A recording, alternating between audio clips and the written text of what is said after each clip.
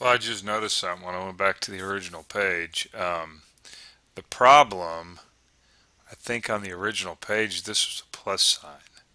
Okay, it's a plus sign. I put a minus here, but it doesn't matter. This is the problem here that we're working out. Okay, so there you go. All right, well, let's look at some more trig functions. And this time we're going to be taking the integral of secant squared x dx and the integral of secant x tan x. So here's some others that you need to you're going to have to memorize. So we have the integral of secant. I forgot this. I forgot the s. Secant squared x dx. So just like memorizing cosine x and sine x, we need to memorize this one here. And it is tan x. Now the best way to memorize this stuff is to write it down. In other words, work some problems. I'm telling you, I've been down all these roads, and these are the best ways to memorize formulas. You just write them down. Work problems out. That's what I mean. Don't just do a bunch of memorization. Actually work problems out. Here's another one that we need to memorize, and this is going to be secant x tan x, and of course that's dx. I think I ran out of some room there. I don't need to put that in parentheses, but the integral is going to be equal to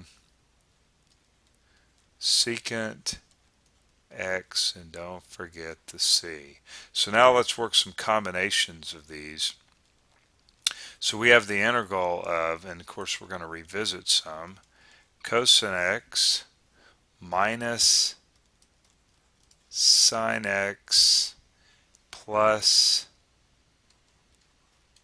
secant squared x dx. Right. So we want to find that integral.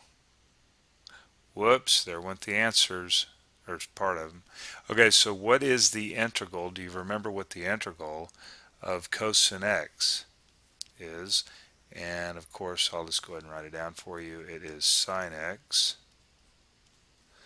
right? Minus, now what's the integral of sine x? It is going to be minus cosine x. Now you notice I started this with a parentheses and put the minus sign right here. I kind of suggest you do that. And then remember what the integral of secant squared x, it is tan x, and then remember this, don't forget the c. Right? So we're going to go ahead and rewrite this. This is sine x.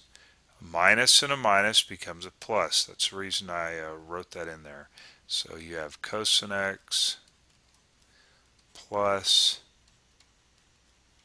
tan x, and then plus c. I think I've got a little bit of time left to work another one here. We have the integral of secant squared x plus secant x and tan x.